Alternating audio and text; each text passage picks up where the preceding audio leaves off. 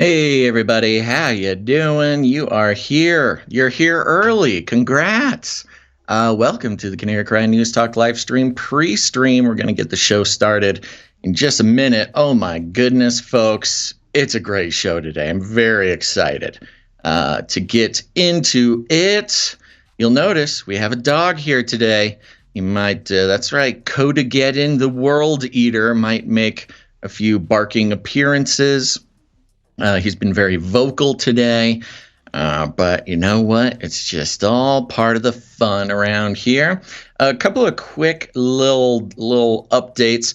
I have refreshed all of the links over on CanaryCry.Party.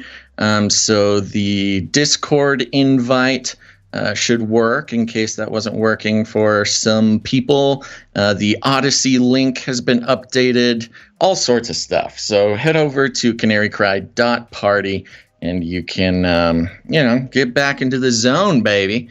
You'll notice all sorts of fun new little, LINKTREE updates that we're taking advantage of. Also, the text message and the newsletter have gone out, the alerts to let people know that the show is starting. Even to our most enthusiastic newsletter recipients, sometimes the newsletter ends up in spam. So if you want to make sure that you get that, go seek it out now in your spam folder, and then make sure to change the settings, whitelist the address, or tell Google that you actually want to receive the newsletter, stuff like that. That'll help you get alerts in the future. All right, folks. Well, we're gonna get going here, so buckle your seatbelts and stay hydrated. It's a good old time.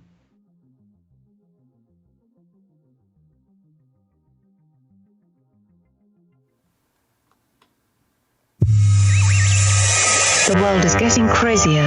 People are acting more and more insane. The end of the world is tomorrow. Tomorrow. There's only one thing to do when the world is falling apart. Listen to Basil and Gonz as they discuss this week's news and events through the lens of Bible prophecy. You are listening to Canary Cry News Talk. You're listening to Canary Cry News Talk. We are live to tape on March 9th, 2022. This is episode 456. And today, tinfoil oil and razzle dazzle. I'm your best buddy, Basil. And this is Gonz, your favorite Asian provocateur for Christ. Welcome to the podcast where we bring you the best news, which is the gospel message of Jesus Christ, while reporting the egregious with a well-rounded, biblically grounded take on world events.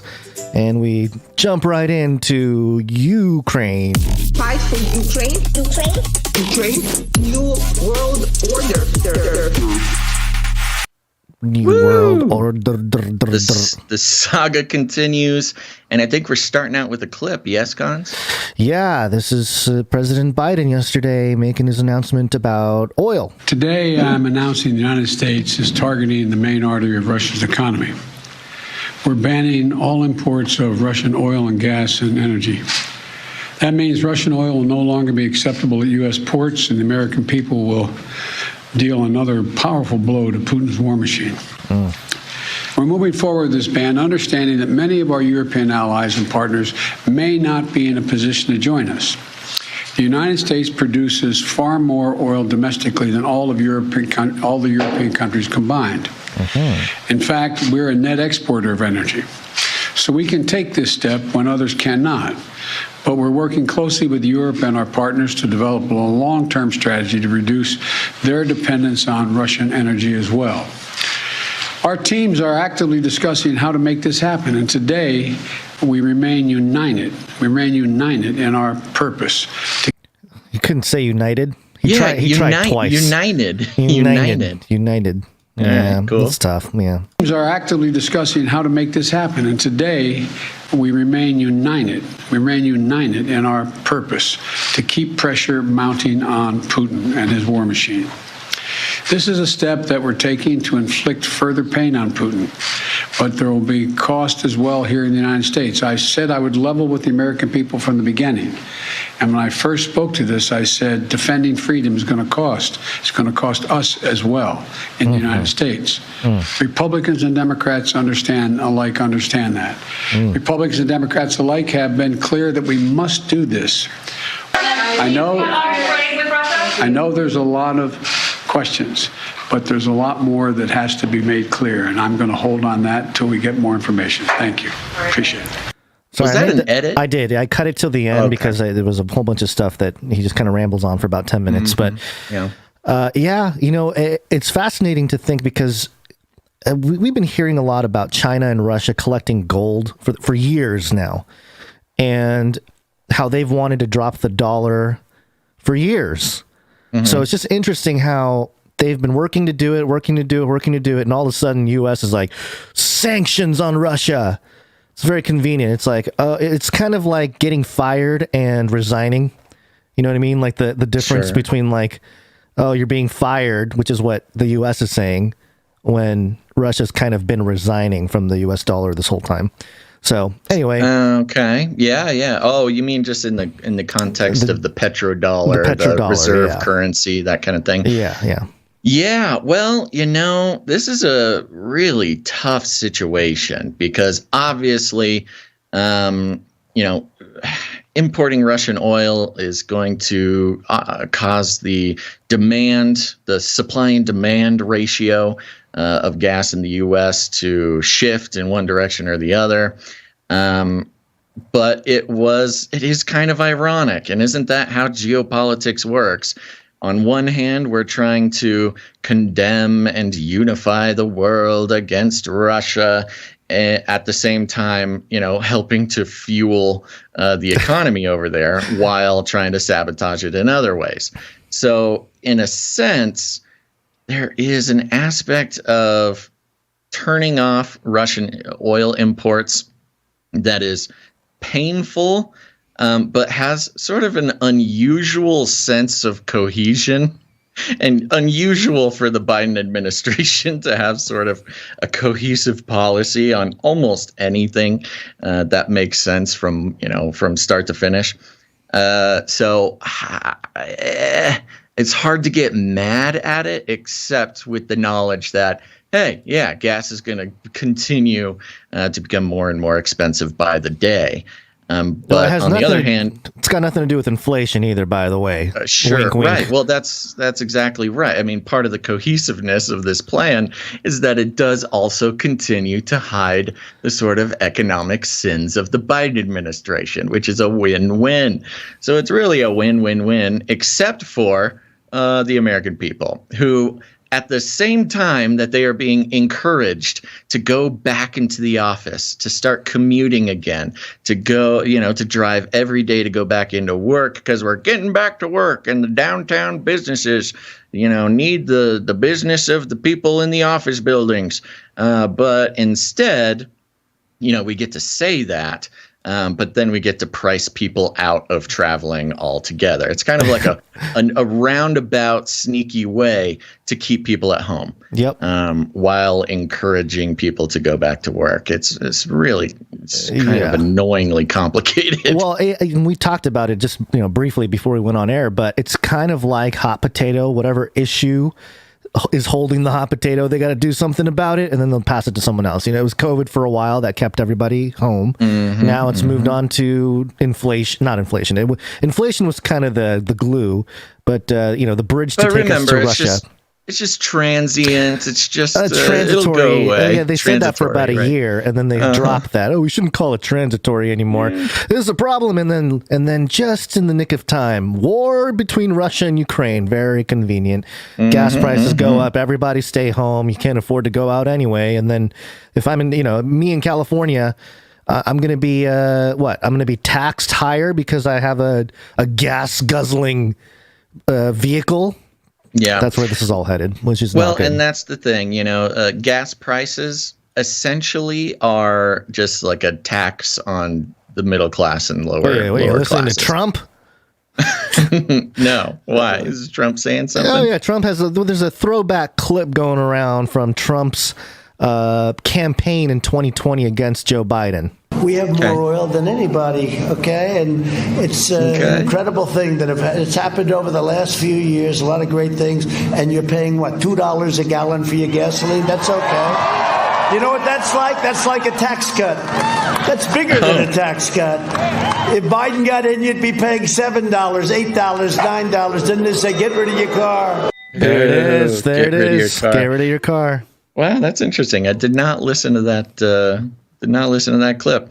Yeah, well, Trump's he's on the train. Yeah, gas prices are a tax on the middle and lower classes. Yeah. On the other hand, I'm interested to see how this affects.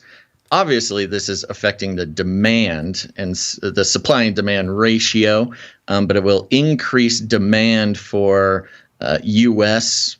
Origin oil, which is a boon. That's a great boon for the U.S. oil companies. Where? Because we have a large export, right, of oil. Where are we sending that oil? Not large. It's not oil. No, we don't. Well, I mean, I don't know the exact numbers, but oil is not a huge export. But we do export other types of energy. Okay. I think we export natural gas.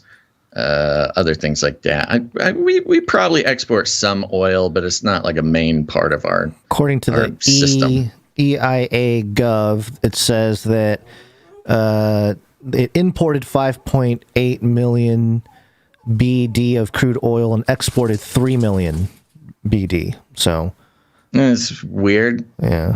Why? I don't know. I mean, that's an example of more sort of financial tomfoolery. Mm-hmm. You know, like, why would we export oil while at the same time we have to import it? And who knows what forms that's taking too. We could be importing crude, exporting refined. I don't really know, so I'm not going to claim to be an expert. But it is weird. The headline of this article from the U.S. Energy Information Administration, published February 6th, 2020, is despite the U.S. becoming a net petroleum exporter, most regions are still net importers. Yeah, so I think we do have a large export. I'm just curious where it goes, and like America's, you said, in what form? A big place, yeah. So and that's a good example of the sort of globalized economy that this weird sort of abomination of a national economy that we have. It's like we do need oil in places that don't have it in the U.S., and yet we are exporting it and then importing it again. I mean, maybe there's a game being played where we're exporting it at prices that are higher than we're importing it, you know? A little arbitrage going on, maybe? A little bit of arbitrage, yeah. But I'm not an expert. I'm done commenting on that. But there you go. So there's a 45-day ramp down period for this plan of Biden's. So we technically will still be importing Russian gas for 45 days.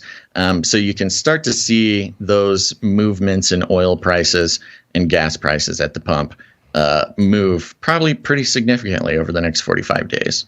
Yeah, very interesting. On the same sort of news cycle here, we have a story coming from WBNBC/CBS. This is 10tv.com. It is a local station for CBS outlet. Yeah, Columbus, Ohio. And this was a very interesting development that started to rear its head yesterday. The headline is U.S. rejects Poland's offer for Soviet-era fighter jets for Ukraine to use. And it goes like this. The Pentagon on Tuesday rejected Poland's surprise announcement that it would give the United States its MiG-29 fighter jets for use by Ukraine, a rare display of disharmony by NATO allies seeking to boost Ukrainian fighters while avoiding getting caught in a wider war with Russia.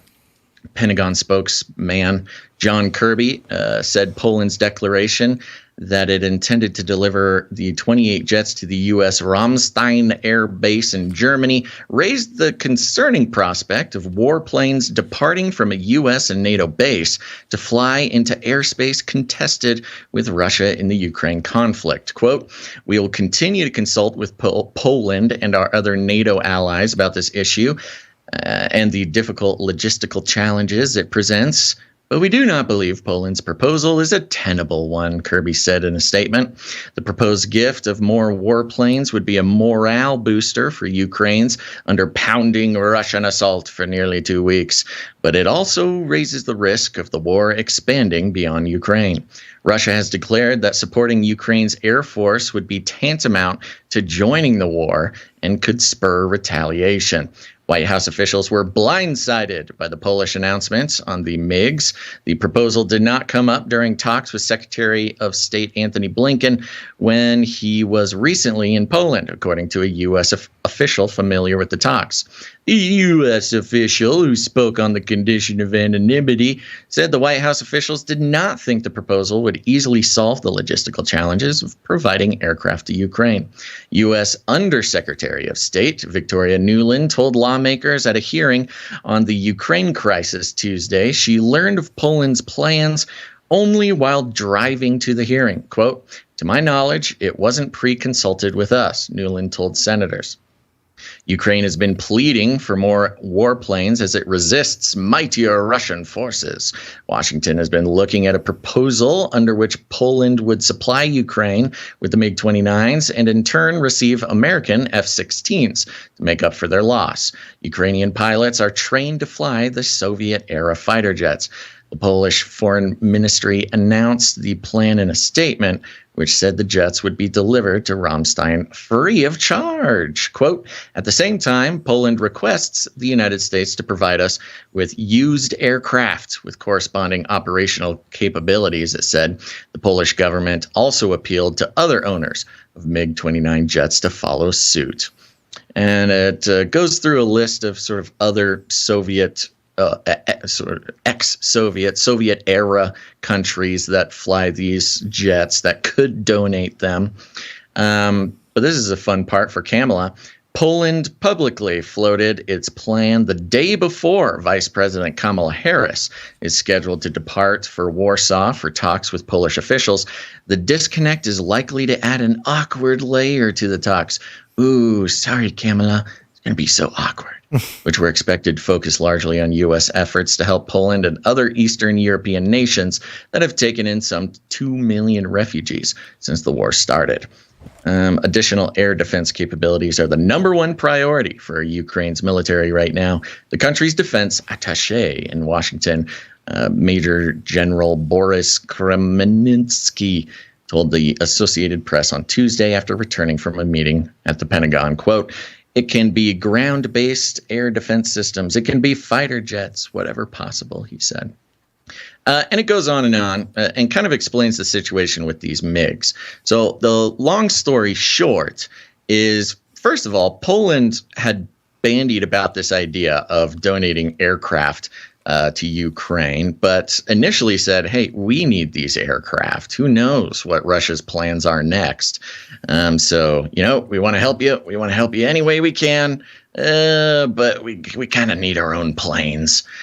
And that's part of why the deal was, hey, we'll give you the MiGs, but hey, U.S., you got to give us some F-16s because we need to be able to defend ourselves as well.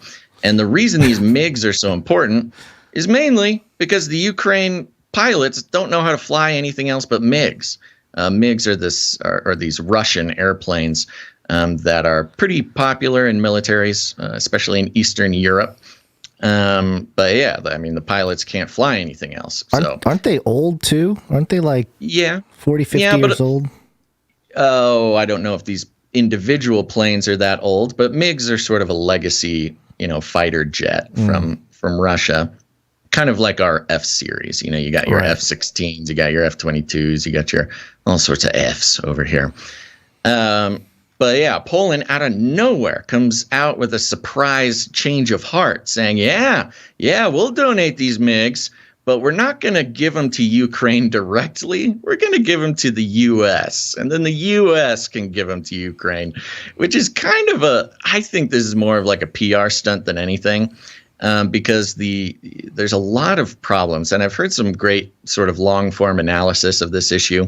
But the problem is you can't really get these MiGs into the country because first of all, if the Migs are not armed as they fly into the country, they'll probably just get shot down by Russia the second they cross the airspace border there. But if they are armed, now you have armed warplanes flying into Ukraine from a U.S. and NATO base, which technically it would be some sort of provocation, if not an outright act of war, which would then put Russia in the position of needing to not just shoot down the planes, but actively declare, war on the U.S. or NATO or something. So it could trigger some sort of domino effect. Now, the other option, so there's no way to get the planes to Ukraine without triggering some sort of issue. You could put the planes on trucks or something and try to drive them in. But there's so many problems with that, especially with the Russian military on the ground as we speak. So this is not really a possibility. But Poland kind of gets the kudos, the brownie points for saying that they will make MiGs available, even though they know pretty well that it's an impossibility. And I think that's why they did it as sort of a surprise announcement, so they can, get the kudos, get the brownie points, look like they want to do as much as they can, knowing that this is not going to work. Won't do it. Yeah. Is it possible to deconstruct one of these MiGs and then reconstruct them across the border? That's an interesting idea. Multiple untraceable shipments across the border there. Little CIA Bible delivery with jet parts hidden in it. Bibles. Yeah, I don't know. I mean, that's possible. But yeah. Meanwhile, there's tanks, parts in there that have Poland, and then a sticker over it that says U.S., and then a sticker over it that says NATO, and then the sticker over that says China, Ukraine, China. Yeah. Oh man. From China, love Trump. Yeah. So it's a complicated situation, and not only is it complicated, but it's kind of created some tension. Sure. Yeah. Because it's this not disharmony. the united front that Biden keeps talking about is the perception anyway is that there's some scuffle within, which shows weakness in the world stage. Right. People, NATO countries surprising each other, pulling little stunts on each other. They're not as organized. Well, you never know. I mean, you never know if Poland is, playing two sides. You know what I mean? And you never know that. See, I barely believe Victoria Nuland when she says this was a surprise. Yeah. Part of me, by the way. Part of me thinks that this whole thing could be some sort of ruse, some sort of theater, to give some sort of psychological impression to Putin. Sure. So we don't know exactly what's going on, but it was bigger news than I feel like people gave it credit for. Yep. And the news that nobody's talking about. Aliens. Where are the aliens? Oh my gosh, this is crazy. Speaking of weird psyops regarding Ukraine, what is this? This is from ibtimes.co.in. So this is International Business Times. So not... there are some reasons to believe that International Business Times is straight up a legit, actual, full-on CIA propaganda outlet.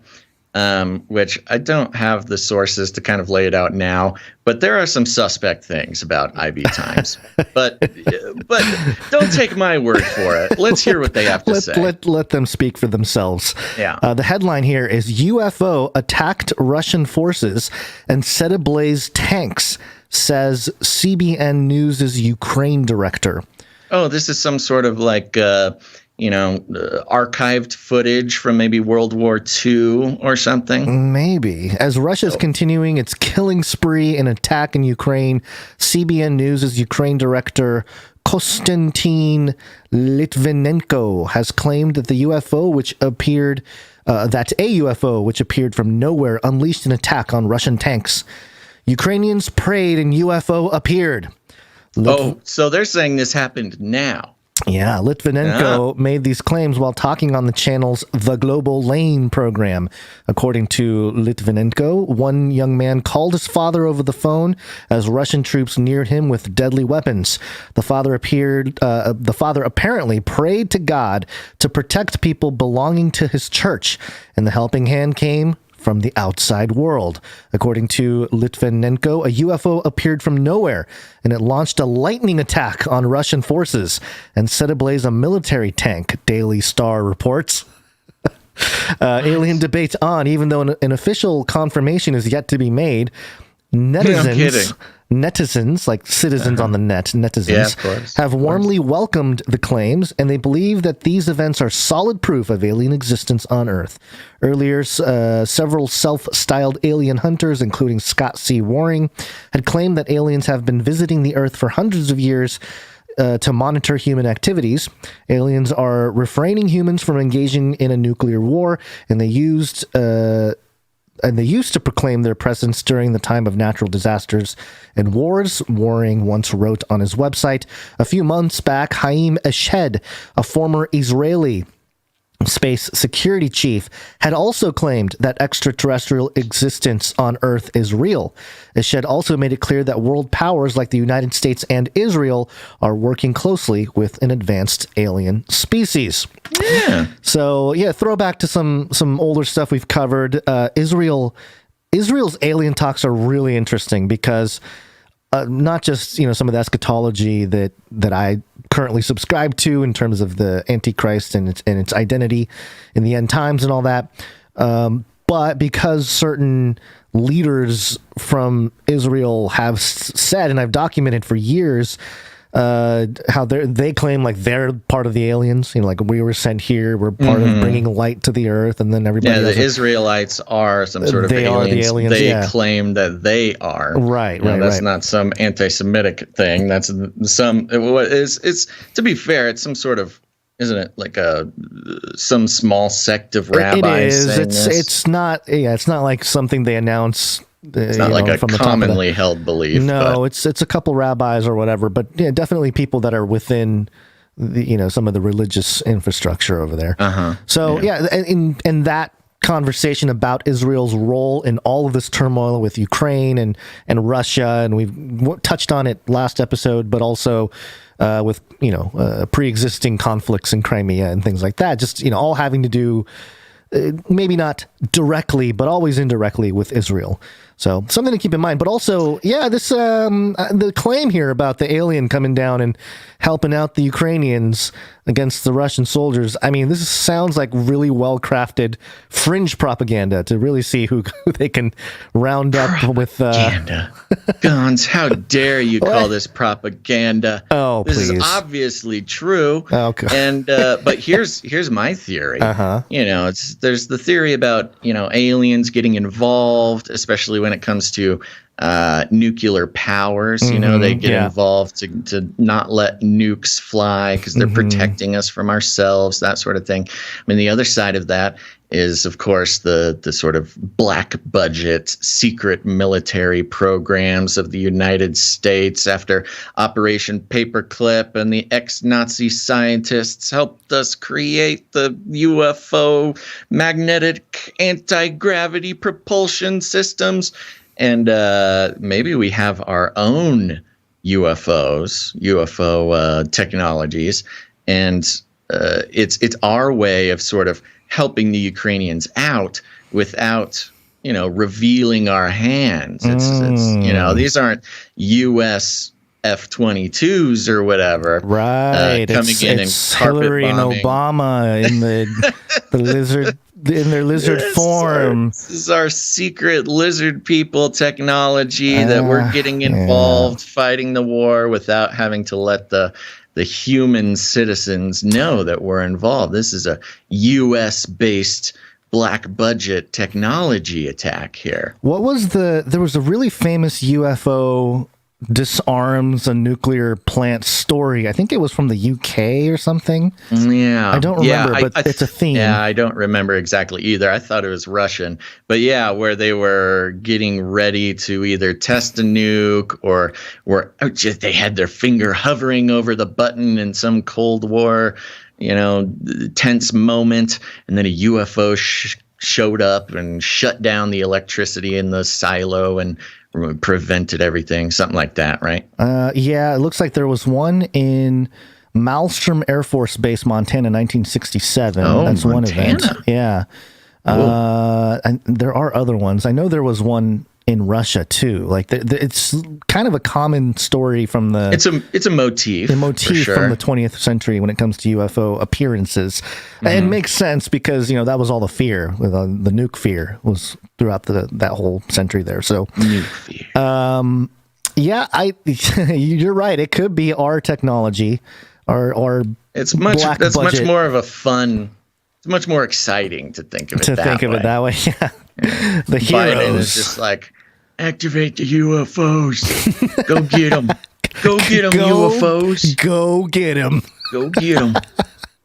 Yeah, and that context would put all of their anti-Russia, anti-Putin talks in a very sincere light. I mean, you can say that they're lying, but no, they're really not. They're jumping into their UFOs and zapping the Russian army to protect innocent Ukrainians. So yeah, a new level of America world police there. Yeah. Well, that's very exciting. I want more reporting on this, not just one Daily Star, Daily Mail. Aliens. What was the source on this one? International Business Times. Oh, yes. Okay. I'm telling you, man, I think it's the CIA propaganda. It's the CIA. Even if it didn't really happen, the CIA is progressing the Great Delusion. I like some of their other trending now stories, which, there's a couple, stuff sinking in Antarctica, which is okay. And then also human leg on Mars. Alien hunter shows proof. Skeptics call it pareidolia. It looks like a cartoon leg. It looks like a cartoon leg. It does not look like a human leg. What's the message being? You got the Martians. They're like, how can we invite the Earthlings to come visit Mars? Well, these leg things. They help them move around their planet. They show them a leg. Here you go. That is so weird. Okay. Yeah. All right. Well, there you go. There's some of the more exciting things happening at the top of the show. We've got more news about Ukraine and Russia. We're going to be diving into a little bit more details about the BIOLAB issue later on. So stick around. But there you go. I guess what day is it, Gonz? I'm looking at my watch and I'm realizing I'm not wearing a watch. And it also, watches don't tell days. It is Wednesday, my dude. Hey guys, know what day it is? It's Wednesday. Time for the CanaryCry News Talk. Yeehaw! There you go. Okay. Banjo. It looks like we took the advice of whoever our previous celebrity Wednesday jingle, or who was it? Sam Elliott? Was he the one that said combine them? I forget. We're trying to please everyone. So, it's Wednesday, my dudes. Welcome to the show. Very exciting. Gonz, you got any personal notes anybody needs to know about? Yeah. Bit of a sad note. I don't know. Yeah, it's sad. Yeah, it is very sad, actually. I had asked for prayer on Monday for my father-in-law, who was, having some issues with night terrors and things like that. And his health has been down for a while. Mm-hmm. And interestingly enough, we had, it was a big thing at our church this weekend to call for prayer for him too, for comfort and healing and all that kind of stuff. And then yesterday morning, which is Tuesday morning, he passed away. So he was 89 years old. So, he lived a full life, but unfortunate situation there, but thank you for all the prayers. And, we asked for comfort and healing, and I think that's what it was, with this whole situation and him passing. So Very sad. That's why the wife's down with the rest of the family. That's why I have the dog here. So the dog might make an appearance. Well, we're all very sorry to hear that, but it's a sad time in the Shimura family right now. But so we'll get the producers on the job, continue to pray for comfort and healing now for the family, because it's never easy, even though some of the things he was dealing with make it incredibly hard on the people taking care of him. Yeah. So there can be an aspect of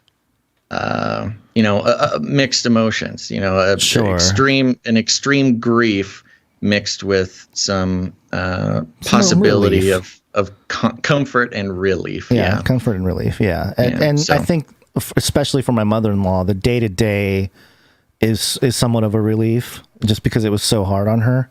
Mm-hmm. But yeah, I mean, it's my wife's dad, Yeah. So it's not fun. It's not easy. And so, yes, of course, we'll give all of our Canarian love to your wife as well, and be praying for your whole family, buddy. Thank you. Appreciate that. Mm-hmm. You bet. And with that, I don't really have any personal news. Oh, you'll notice I don't have my bandage on my finger. Oh, good. Did you get the aliens? My razor. Yes, to come heal you, the lightning strike from the UFO. Yeah, the generative dermatology laser that used the nanobots. My razor blade slice is healing, and I am happy to say that I do not think I'm going to get tetanus. Oh, good. Yes, no swelling, no redness, no infections. And thank you for everybody who gave me lots of information about tetanus shots and things like that. I was worried, but there you go. My finger is back in action. And other than that, all right. Yeah. It was my middle finger too. So, that's not what this show, we don't do that on this show, but day-to-day life is a different thing, I guess, huh? Is that what you're saying? You never know, somebody cuts you off in traffic or something. Anyways, and with that, we want to thank a couple of our executive producers who are responsible for allowing this show to continue. They are the executive producers who have made big contributions to making this episode happen of Canary Cry News Talk, episode 456 through the value for value model, which biasly rejects advertisements, affiliate codes, partnerships, corporate money, things like that. Can independent media truly be independent when they are under the influence of corporate money and corporate influence? No, I don't think so. That's why we're on the value for value model. And people who support this show are people who are joining the revolution, waking up from the gaslighting and the brainwashing that the advertising global theology should decide the value of our independent media. Instead, we take some personal responsibility to keep the media going that we appreciate and want to see more of. And that's why we thank these executive producers, Gonz. Why don't we hit them with that jingle? Executive producers.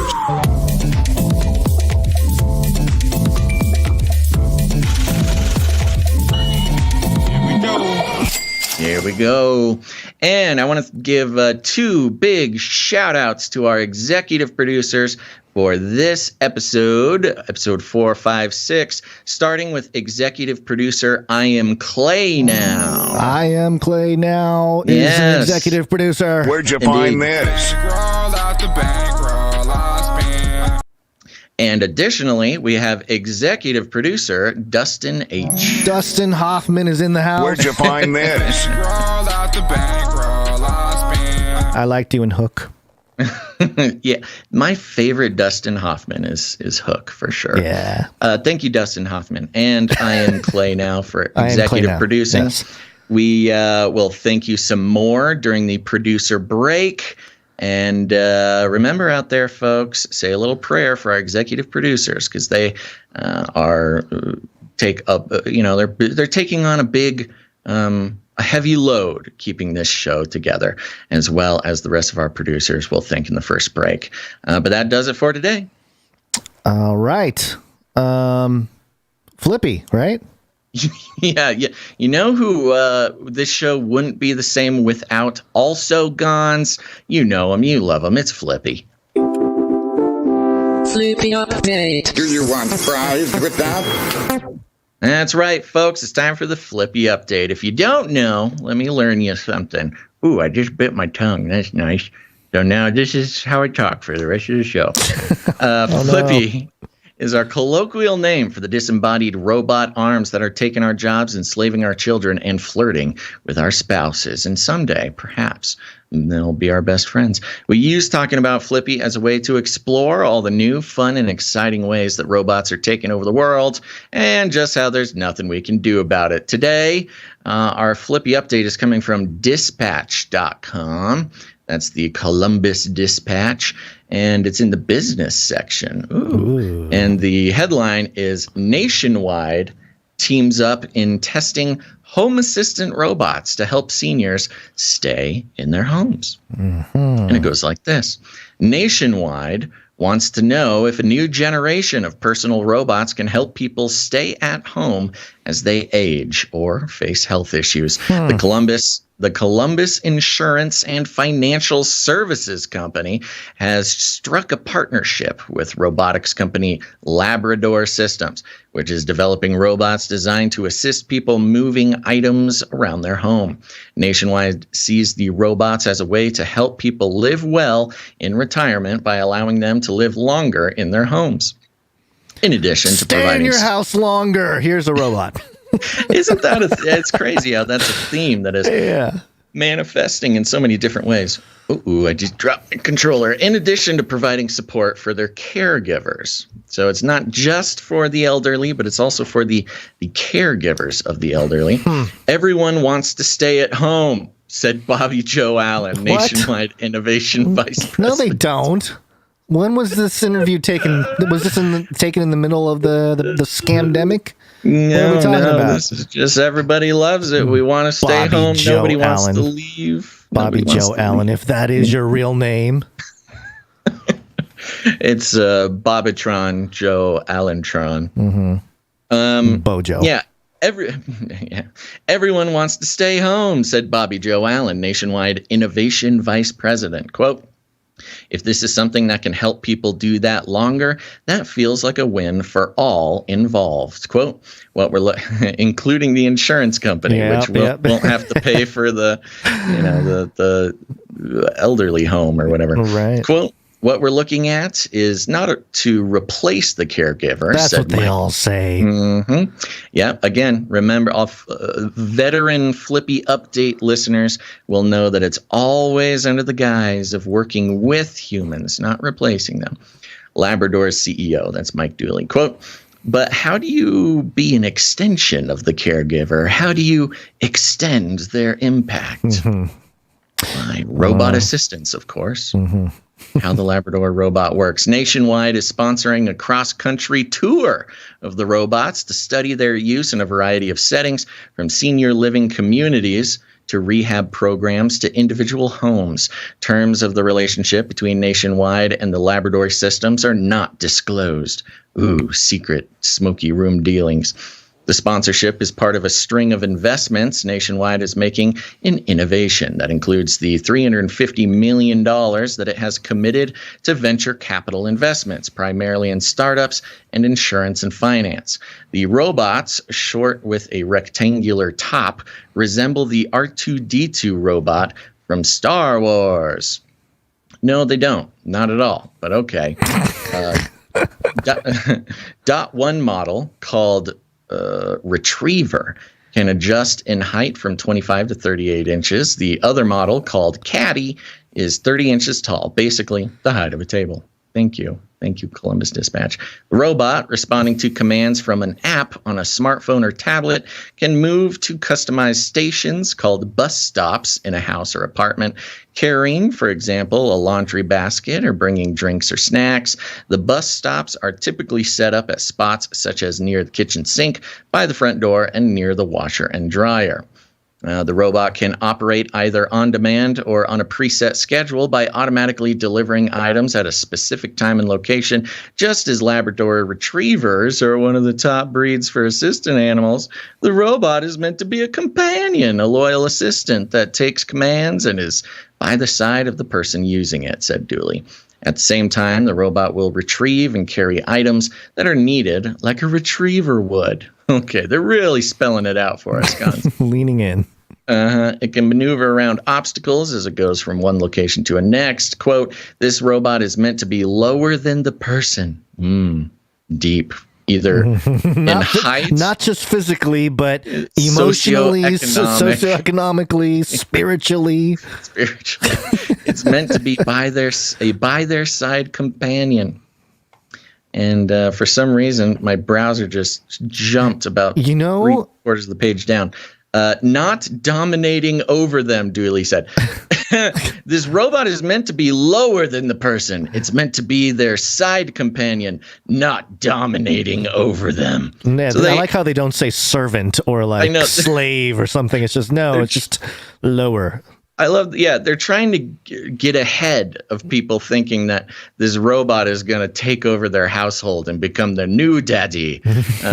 No. This robot isn't to dominate you. Don't worry.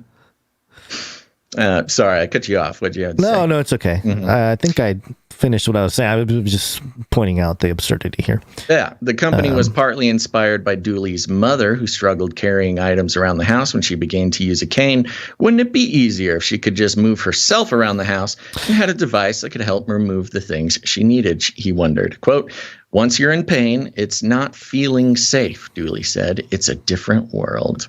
Yeah, the shape of these things, because it kind of, it's about the size of like a tray kind of thing, this would be perfect for airplanes, instead of the stewardess and stewards. Yeah. I believe they're now called sky hostesses. Oh, I'm sorry. I was born in the 80s, a little old fashioned there. But yeah, it's one of those items that would really replace, because it's thinner, you don't have human bodies moving around. Sure. So, anyway. And they made no attempt to sort of do this robot is like you. It doesn't have a face. It doesn't have a voice. It doesn't have voice commands. And in that regard, I think it's very well suited to immediate commercial use. Yeah. No baggage.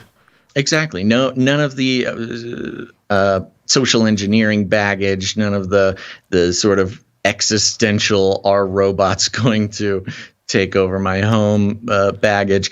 And they're so confident and ready for it that they're targeting the second half of 2023. So it should be out in a little over a year. It'll cost $1,500, which is incredibly affordable for something like this. Let's see here. I would not want to be part of putting together a team for the help desk of any of these tech robot innovations happening. Listen to this. Meanwhile, a 2021 nationwide survey, and that's Capital Nationwide, it's a survey from the insurance company, found that 88% of those surveyed agreed it is more important than ever to stay in their homes as long as possible.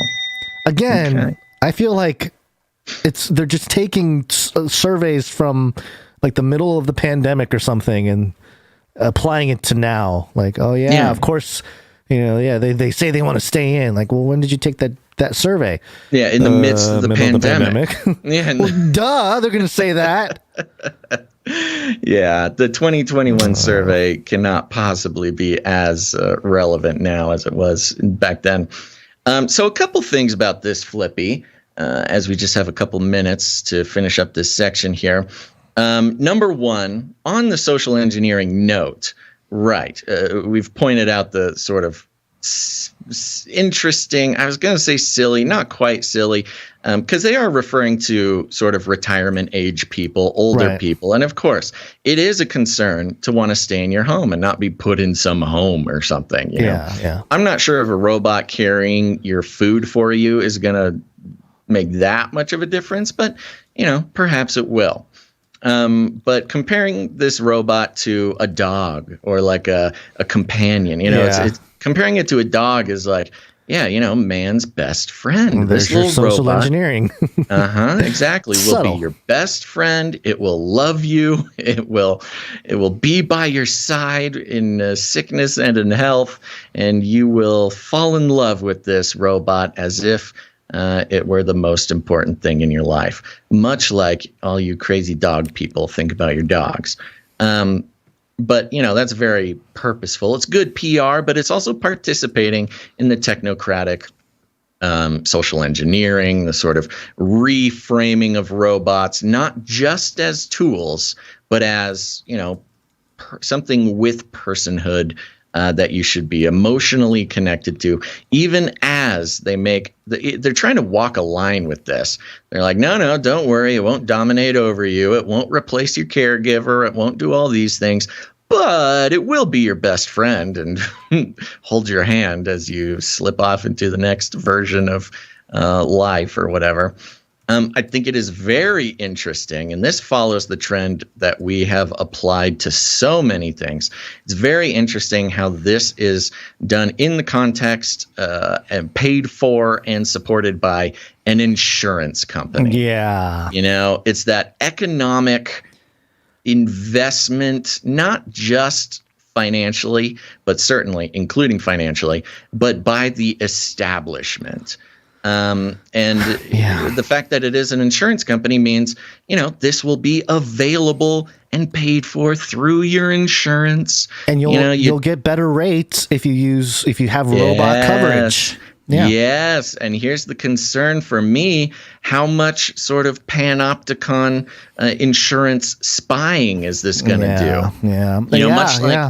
Much like car insurance, they gave you this little app or a little connector into your car, and you put it in there for 6 months. It records everything about how you drive, where you drive, collects all this data that can be monetized, A. But B, it's under the guise of like, well, if you are safe, and we see that with your app or your little plugin, you have nothing to worry about. You better drive well. We are watching. You'll get a discount. Yeah. And same thing with this robot. I'm curious what kind of data collection involved. How if it's following you around, it can see, are you walking? Are you not walking? Is there a little camera, an emergency system or something where if you fall, it'll call the cops for you or something, or the paramedics rather. Follow the data. Where are the server? Where are the server farms? Are they in China? Where are they? Are they in Russia? Yeah. Probably not Russia. Well, they don't say anything about it, but that's sort of the theme with these things. They don't tell you they're collecting your data until it's too late. So the fact that it's an insurance company doing this pretty much tells me that this is guaranteed to work and is also guaranteed to have all sorts of downstream effects in the life of whomever. So there you go. That's your Flippy update for the day. There you go. Well, something you can do to mitigate these robot taking over all of life is to go to CanaryCry.Party. Do it. I did that. Find the live stream email list, text notifications, street team posters, show notes, ways to connect with other Canarians and become a producer.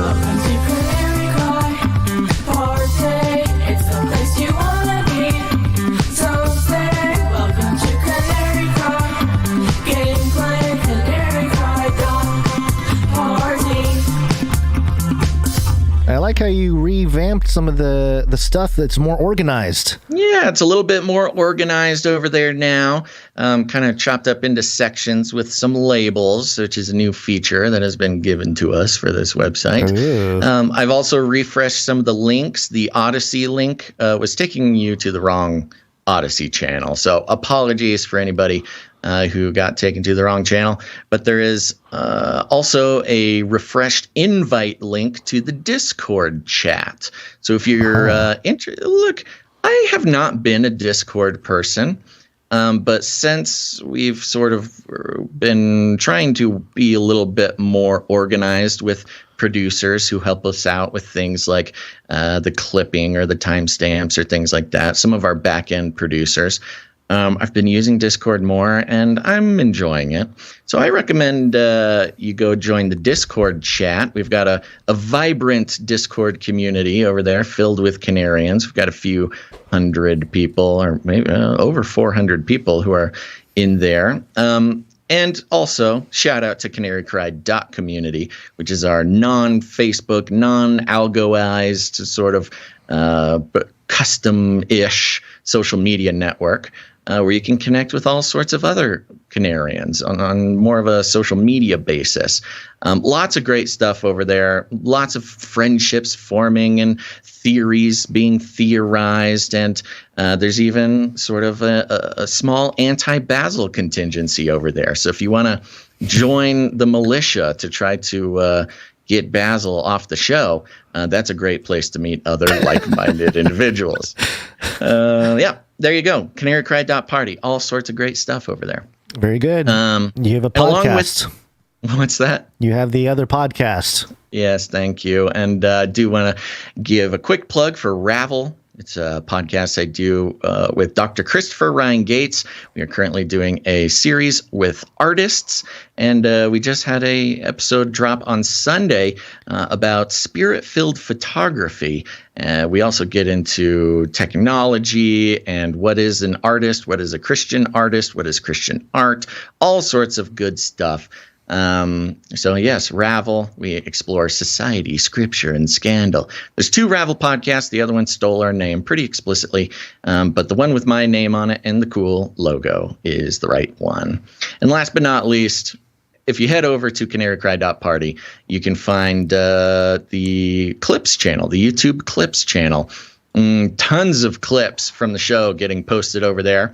And if you're trying to share the show with somebody new and they're not quite into the value for value thing, or they think we, I don't know, the 4-hour show doesn't work for them, this is a great way to introduce them to the content without making them commit to sort of the full Canary Cry experience. Canary Cry clips over on YouTube. We also have it mirrored over on Odyssey there. So go follow the channel and share those links all over the place, baby. And that's it. Back to Ukraine. Fight for Ukraine. Ukraine. New world order. Lasers. Well, we're going to start off with... Was that the UFO? Yeah, that was the UFO. Ukraine? This is Russian propaganda. TASS, which is the Russian news agency. We're going to start here to sort of walk through this BioLab thing. So this is actually an article that was published back in April of 2020. The headline, Ukrainian opposition urges probe into U.S. biolaboratories in Ukraine. So clearly this is an issue that's been ongoing for a while, at least from the Russia side. It's been a point of interest. So let's see what it says here. Again, this is 2020, April 15th. We won't read the whole thing. We'll just a couple paragraphs to get an idea. Ukraine's opposition platform, For Life Party. I like that. For Life. F-O-R, life. Party has urged the authorities to probe into the operations of 15 U.S. military biological laboratories. Maybe that's the propaganda, Basil. Remember, we can only find one. We'll get to that. But yes, it says we'll get to that. 15 military biological laboratories.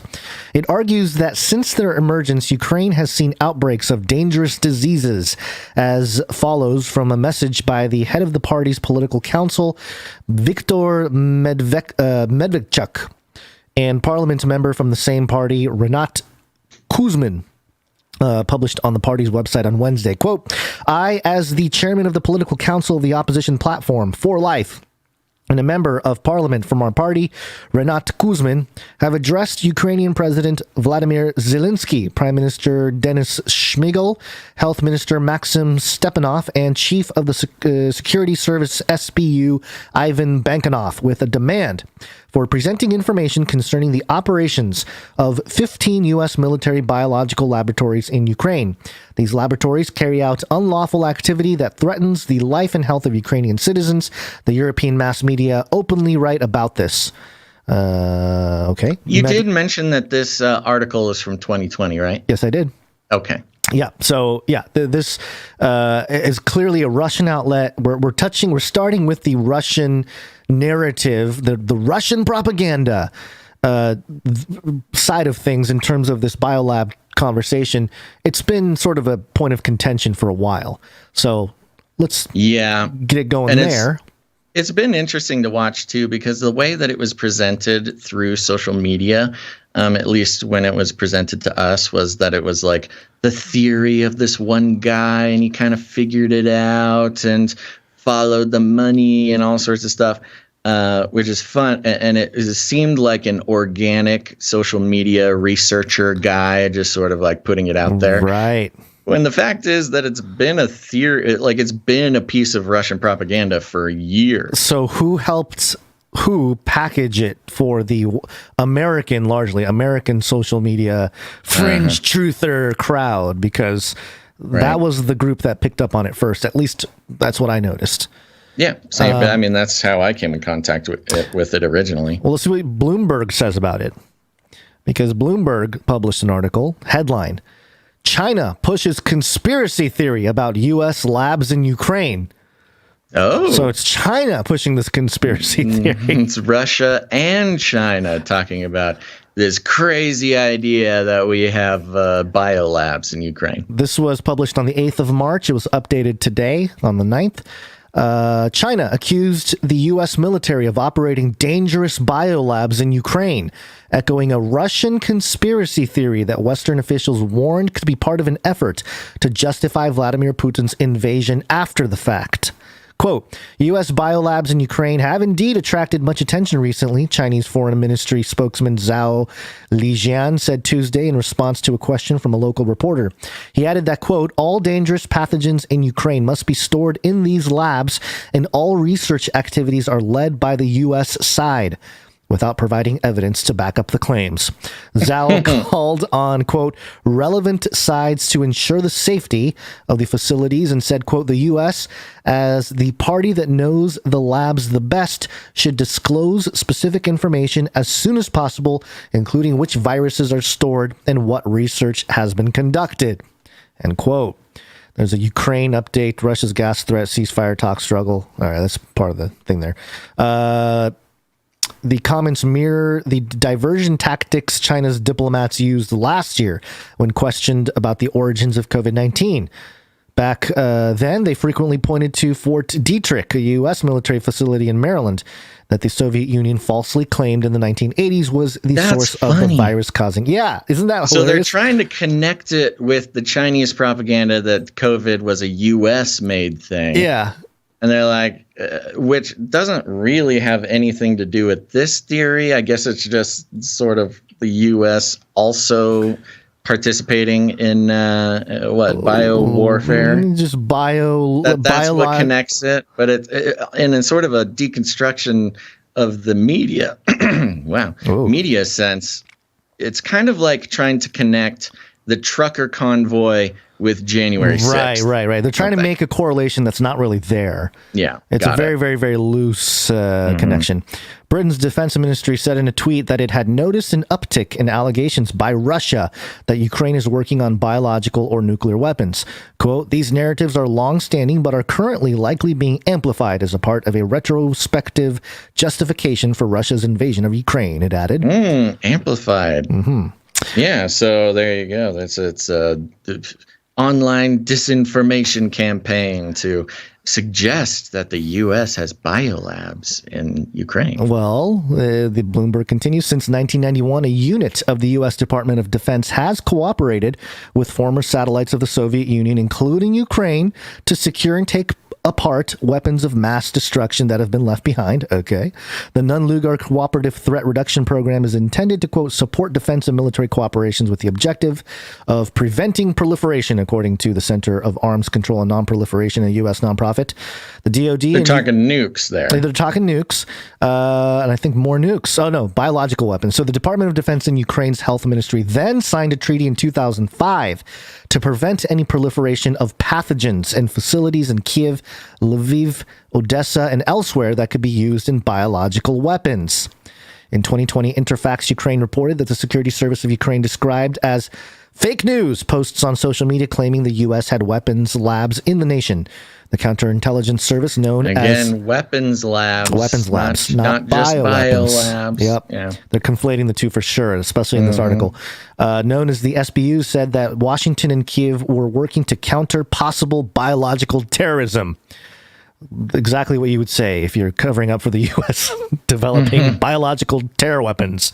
Right. So... yeah, it's funny how they drag in China a little bit on the story. They're it's an interesting misdirection when it comes to the actual story. But yeah, well, it's very effective in pre-bunking. Remember the whole conversation about pre-bunking? Yeah. It's no, we can't wait to debunk. We must pre-bunk. Right. That's kind of the feeling that I'm getting with this, is they're trying to get ahead. And again, remember, up until literally this moment, the concept of U.S. biolabs in Ukraine was some sort of fringe idea being thrown around on Twitter. But Bloomberg here throwing it right into the spotlight on mainstream media, which... it's that Streisand effect. It's like, when will they learn? Plenty of people will never even hear of this theory. But now that it's on the mainstream, it's getting around even more. So you got to question the intentions there. Yeah.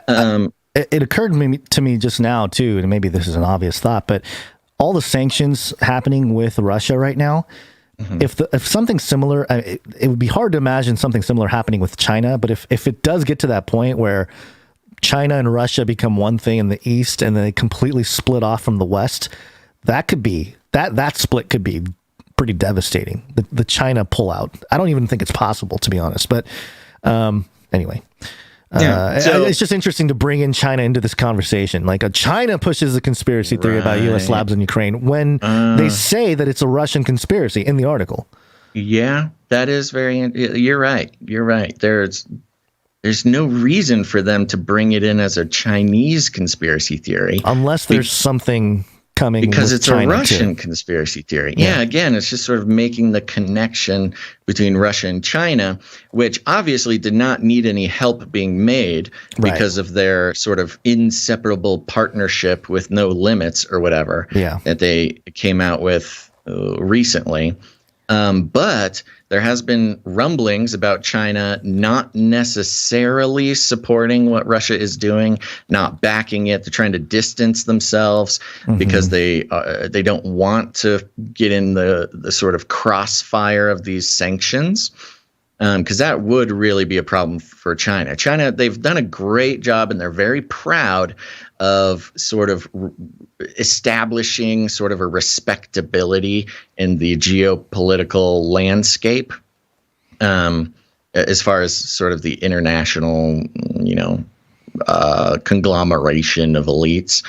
And so they don't want to risk that. So they haven't been supporting. So they've been backing away from Russia in this. And it seems like Bloomberg is specifically trying to draw them back in, to not let them disconnect from some sort of responsibility of at least not condemning Russia's actions. Well, we don't have to. Because, there's no other reason to bring China into this. Are you trying to go on to the next thing? Yeah, I am. Yeah. So we bring all this up because of this crazy conspiracy theory of the U.S. having biolabs in Ukraine. And it's so at the front of mind that it even got brought up by some popular U.S. politicians, and not the ones you would think. Yeah, the Undersecretary of State, Victoria Nuland. Does Ukraine have chemical or biological weapons? Ukraine has biological research facilities, which, in fact, we are now quite concerned Russian forces may be seeking to gain control of. So we are working with the Ukrainians on how they can prevent any of those research materials from falling into the hands of Russian forces should they approach. I'm sure you're aware that the Russian propaganda groups are already putting out there all kinds of information about how they've uncovered a plot by the Ukrainians to release biological weapons in the country and with NATO's coordination. If there's a biological or chemical weapon incident or attack inside of Ukraine, is there any doubt in your mind that 100% it would be the Russians that would be behind it? There is no doubt in my mind, Senator, and it is classic Russian technique to blame on the other guy what they're planning to do themselves. So there are so many levels to this, and I want to try to just real quick summarize the bullet points of questions this brings up. Yeah. Number one, this is Victoria Nuland, the same woman who is right in the middle of the Polish aircraft the Polish thing, yep. problem. Yep. So she's now kind of having to answer for this alleged Russian propaganda. So she was asked by Marco Rubio, by the way. That was the male voice was Marco Rubio, who has lost his baby face. He looks like an actual adult now, which congrats for that, Marco. But he's pretty blatantly asks, does Ukraine have any sort of bioweapons capabilities? Right. And she answers by saying the Ukraine has research labs. Biological research laboratories, right. Yeah. So she does not want to say weapons. She doesn't say bioweapons. She doesn't say, these types of things, the types of things that were listed in Bloomberg. Mm-hmm. So she doesn't say that, but she does say there's biolabs. And then refers to them strictly as like Ukrainian-owned biolabs, but takes a long road around to make sure to not say that there's bioweapons, but to say that they really don't want Russia to get their why research. Are you so interested in Russia taking those right? If it's just over. Research and it's for the good of science, why would you not want Russia seeing what you have going on there? I mean, there's just the general idea of like, I guess we don't want them knowing about our medicines that we've made or whatever, but they're very concerned about Russians getting this completely innocent biolab material or data or whatever. And then they start talking about, they don't use the word, but they're talking about false flags again. Yep. And Marco Rubio is saying if there was some sort of bio attack in Ukraine, do you think it would be the Russians? Are you sure it'll be the Russians?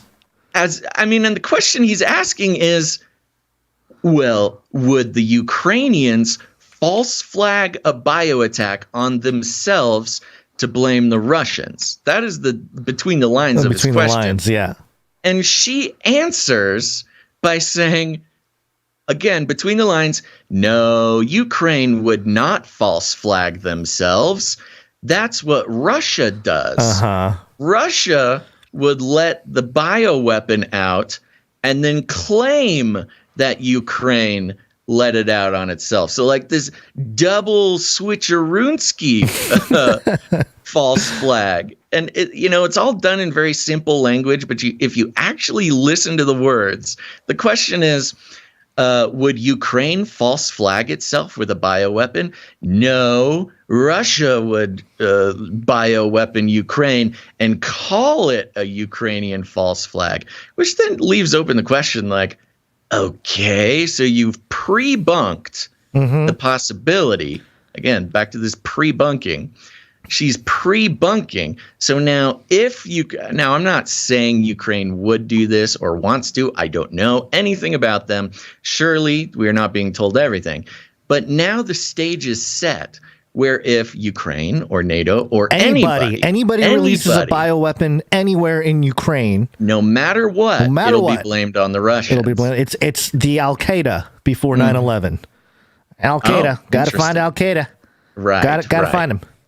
Remember that there thing? You go. Yeah. I do. It is so it's a very short clip. It's a very simply stated clip. But when you listen to the words, they are having like a second layer of conversation. It's a meta conversation. Which I could hear somebody new sort of maybe rolling their eyes. But I just challenge you, go back, listen to the words yourself. Why don't we play? Let's play it one more time. One more time after all this. Yeah. And see if you can hear it. And I will set up another part of it, which is when Victoria Nuland answers that last question about Russia, her hand is fidgety. And then you can tell she has that moment of like, I better be more confident about this answer. She does. She does have a change in countenance, yes, for sure. Okay, here we go. Does Ukraine have chemical or biological weapons? Ukraine has biological research facilities, which, in fact, we are now quite concerned Russian forces may be seeking to gain control of. So we are working with the Ukrainians on how they can prevent any of those research materials from falling into the hands of Russian forces should they approach. I'm sure you're aware that the Russian propaganda groups are already putting out there all kinds of information about how they've uncovered a plot by the Ukrainians to release biological weapons in the country and with NATO's coordination. If there's a biological or chemical weapon incident or attack inside of Ukraine, is there any doubt in your mind that 100% it would be the Russians that would be behind it? There is no doubt in my mind, Senator, and it is classic Russian technique to blame on the other guy what they're planning to do themselves.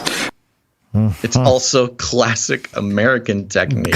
Yeah, I was going to say, this is exactly what Americans have done to expand into the world. The U.S. government. The U.S. government, yes. Not us. Not us podcasters. But so we promised a few episodes that we needed to look into a lot of this, and we've done a little bit of digging. Mm-hmm. And so we have found some sources, some direct sources, not some Twitter thread or something, that we can use to kind of take a closer look at this. Yep. Gonz, you want to walk us through it? Yeah, so I found this doc here through the National Academies Press, Science, Engineering, and Medicine. It's a document titled Biosecurity Challenges of the Global Expansion of High Containment Biological Laboratories, Summaries of a Workshop, 2012. So sounds like a boring piece of government blah, blah, blah. But in it here, there are different sections, and there's this whole E4 section on Russia of how they have high containment biological laboratories and what we need to do, and etc. But there's another part here, E7, which is titled High Containment Laboratories in Ukraine, Local Resources and Regulations. Okay, so again, this is 2012, allegedly, when this thing was published. And it goes through stuff. I have a couple parts highlighted here. Do you remember what level of security the Wuhan lab was? So this is a big part of, you have to actually read this document to get this info. The full part, But I can summarize it for you. Well, I have stuff highlighted, but go ahead. I'm just going to summarize the info to your question, which is the Wuhan lab was a level 4 lab, but it consistently failed its level 4 audits. So like it was a level 4, but it like wasn't really a level 4 type of thing. Right. So that was a level 4. Now the classification of labs, and this is described in this document, in the broader document.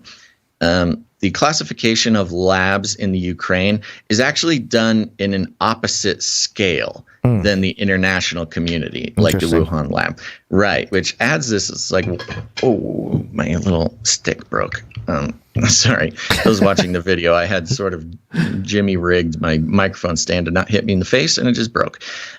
So it's on an opposite scale. So there's level 1 to 4 in Ukraine. 1 is the most highly rated, and 4 is the lowest rated, which is opposite of the international community, such as Wuhan and the US, which does 4 as the most highly rated and 1 as the least highly rated, which makes this document confusing because they kind of switch back and forth using the different levels. That does make it confusing. Yeah, but the levels are sort of the least important part. Sure. Yeah. It says here, state institution, quote, Ukrainian II Mechkanov Anti-Plague Research Institute of the Ministry of Health of Ukraine, Odessa, which was one of the places mentioned earlier, which is responsible for the identification of especially dangerous biological pathogens. This laboratory was reconstructed and technically updated up to the BSL-3 level through a cooperative agreement between the United States Department of Defense and the Ministry of Health of Ukraine that started in 2005. There we go. All the way back in 2005, this partnership was formed. So, and this is the one thing that we can only confirm certain aspects of the sort of theory. But according to this document, we can confirm that at least one lab was reconstructed, sort of cared for and taken responsibility for through a partnership with the U.S., which calls into question, why is the U.S. only involved in this one lab? Why don't they? Now, there may be other documents that we haven't gotten to yet, but according to this one, there is one lab that has some very special attention from the U.S. And just to summarize another part of it, Gonz, just for time's sake. Okay, yeah. I was going to hand it off to you there because I can read those quotes. I have it all highlighted. So I got it too. Okay. I was going to get into the training unless you have. No. Before we do that, so this part of this deal between the DoD and the Ministry of Health in Ukraine was the collaboration focuses on preventing the spread of technologies, the spread of technologies, which is interesting. So pathogens. You're talking, so they're talking about a security thing. When you're talking about these labs, there's, you don't want the viruses to spread, but this also includes they don't want the technology. They don't want the tools to make it to spread either, which could be two things. One of them being the tools and equipment and the systems being used in the lab, or you could consider some sort of engineered pathogen to be a technology. I think this is important to point out before we go on to your thing. Sure. This laboratory was updated within the state program and the above-mentioned cooperative agreement between Ukraine and the U.S. It has a permit to work with microorganisms of the second pathogenic group and is intended for work with especially dangerous infections. So they just clearly state that, probably some pretty intense biological weaponry being created here. This one, and maybe we don't need to use the word weapon, but some very dangerous pathogens. I guess it can be weaponized. It's not a weapon itself. Who knows? But that's some crazy Russian propaganda. We're going straight from the source here. From the source, but okay. And then later here, it mentions, and this is for you, Basil, the part that you wanted highlighted, epidemiological stations of the Ministry of Health in Ukraine and the SI, Ukrainian II Mechkanov Anti-Plague Research Institute of the Ministry of Health of Ukraine, were also reconstructed and equipped as part of an agreement with the United States. And over the next few years, a few of the regional sanitary epidemiological stations of the Ministry of Health of Ukraine and laboratories of the National Academy of Agrarian Sciences of Ukraine are also scheduled to be updated as part of the same agreement with the U.S. It is also important to mention activities connected with training of laboratory personnel. Yes. For example, intensive training programs are running as part of an agreement with the United States. That's kind of a big deal, I think. Yep. There is also a new training center in biosafety in Odessa functioning. So you've got the U.S. Now they do state that the U.S. then got involved with other biolabs, and more than anything, the U.S. is reconstructing these labs with a focus on stopping the spread of technology and, the pathogens, working with extra dangerous pathogens. And the United States is also responsible for the intensive training programs. So they are building, rebuilding, and training all of these scientists and engineers and people working in these biolabs. Yeah, this is the same model as like Wuhan. It's kind of crazy. Yeah, I mean it's very similar to Wuhan, and perhaps even more. More hands-on. More hands-on, right? Yeah. There are also some projects to increase the biosafety and biosecurity, which are being run by individual laboratories. For example, the Central Sanitary that works with especially dangerous infections is implementing the Laboratory Biorisk Management Standard with support through Canada or from Canada. So we even have Canada involved in some of these. And all these steps aim to minimize the risk of accidents to increase biolaboratory security. So, according to this 2012 document, the U.S. is very involved with... And has been for years. And has been since 2005 with the BIOLABS in Ukraine, taking a special sort of responsibility for the security of these labs, training the personnel of these labs, and things like that. So it is not crazy to consider that, the U.S. has a very special interest in these labs and a very special influence over what happens in these labs. So, yeah. For perhaps Russians coming out and saying the U.S. is building bioweapons and they're going to kill us. Perhaps that can technically be called propaganda, but there is some truth in there in that the U.S. is very involved with equipping, training, and running biological labs in Ukraine. And Victoria Nuland is very concerned about whatever happens in those labs, whatever is contained in those labs, falling into the hands of the Russians, which I have trouble thinking that, if they have some special medicine against Ebola, or they have some special... You gotta think fringier, man. Real biological inequality. This is something which is way beyond just another species. Human-machine hybrids. Data is the key, and they will have power over us. That freaked me out. It freaked me out. Yes, whatever's happening in those... freak you out, man. That's what's down there. Whatever is happening in those labs, our Undersecretary of whatever, Victoria Nuland. It's American. It's ours.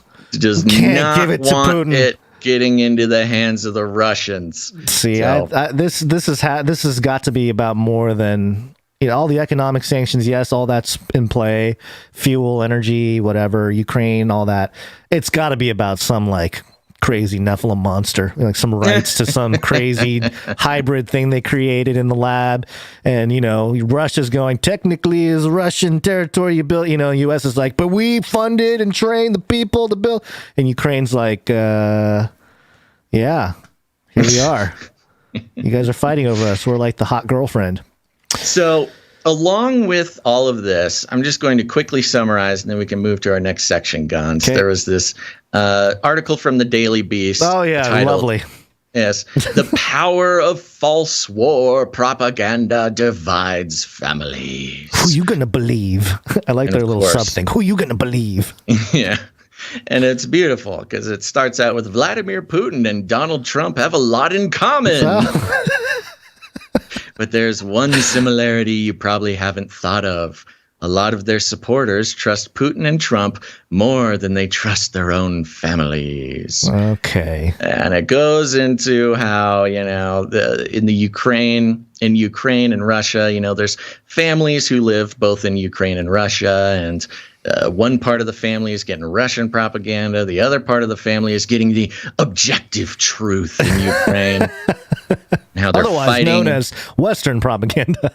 Sure. Well, they're on the ground, and it talks about the Russian family members. They're telling their family in Ukraine that the Russians are there to help, and they're giving blankets and helping out the Ukrainians. They're there for their good, and the Ukrainian part of the family is like, they're also killing us and bombing us, and the Russian family is like, no, they're there to help, and it builds this picture of who are you going to believe?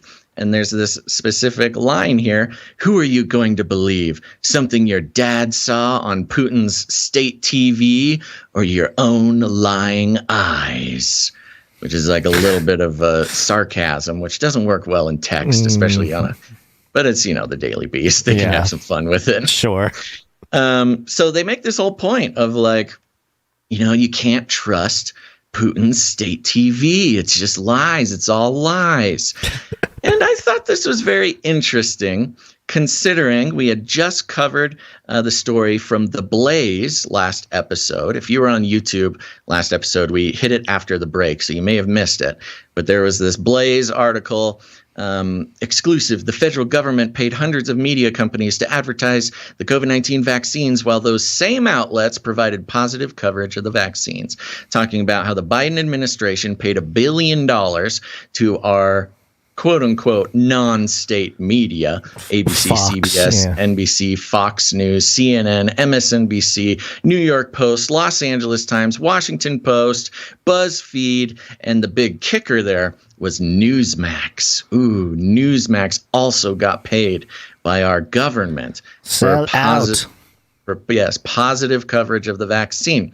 And I think it's hilarious because we have here, don't listen to Putin's state TV, but you can listen to American, privately owned news media. It's much more reliable and doesn't have any propaganda on it. When it's literally just come out, our state news may not be owned by the state.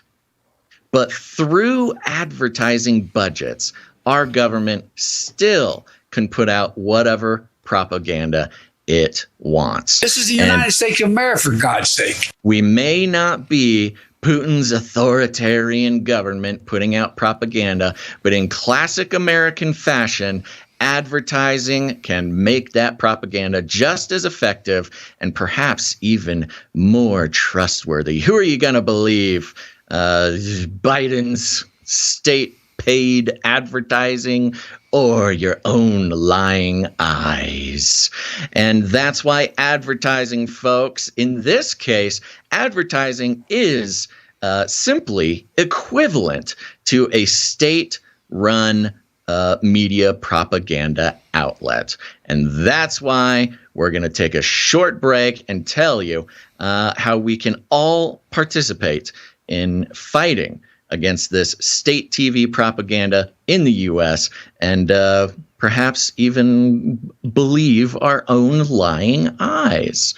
Let's take a break. It's break time! Come on, take a break. Beautiful animation. Beautiful animation there. Actually, I'm not watching the stream. Did we play the animation? Of course we did. Okay, I knew it. So yes, that's right, folks. You're here on True Independent Media. What makes this independent media different from other independent media? Well, we're truly independent. We don't take any money from advertisers, affiliate codes, partnerships, anything like that. In fact, we take no corporate money whatsoever. Why? Because independent media that takes corporate money is then subject to corporate interests. And does that make it actually independent? I don't know. We'll let you decide. But it's through this sort of monolithic spiritual theology, global theology of advertising that has allowed for all sorts of things that we like to think ourselves immune to here in the U.S., such as state-run propaganda news outlets.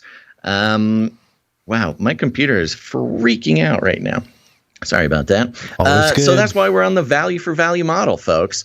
It's we don't take any corporate money, no advertising. We don't try to participate in some sort of brainwashing culture that is trying to convince you that you can't possibly have a full and fulfilling human life without, some new doodad or spending some money you don't have on something you don't need in order to find true happiness in this life. No, in fact, we are entirely producer supported. And who are our producers?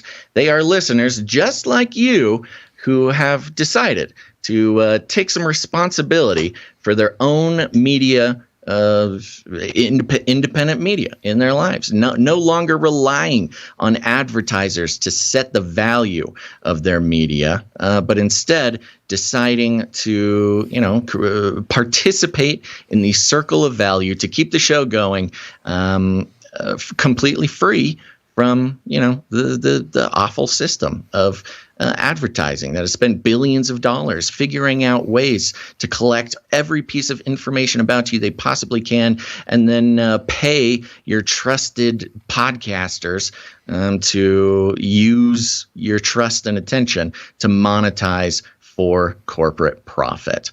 It's called the value for value system. We create value 3 times a week or more. And if you get any value out of what we're doing here, you can join the cause by putting some value back in. And those who do, we call them producers, because that's exactly what they are.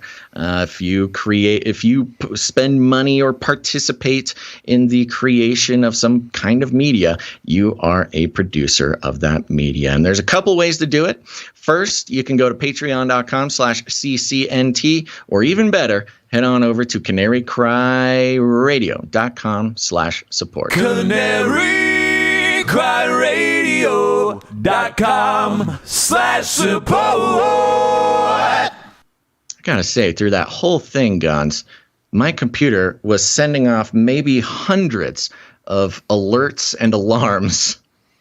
And it was very distracting, but we made it this far. So, yes, CanaryCry.Radio.com/support is a wonderful place where you can support the show with your cryptocurrency. If you're a cool cryptocurrency person, you can find our public wallets there. If you want to support the show on a monthly basis, a nice set it and forget it option. If you want to commit to keeping the show going while you continue to receive value from it, you can sign up for a monthly producership. If you want to participate in the Canary Cry Supply Drop program, where you receive all sorts of cool, exclusive, one-time manufacturing run Canary Cry News Talk stuff, you can sign up for that. Or if commitment is not your thing, you can make a one-time producership in any amount. Gonz, who do we have to thank today? We're going to start by thanking our executive producers once again. Executive producers.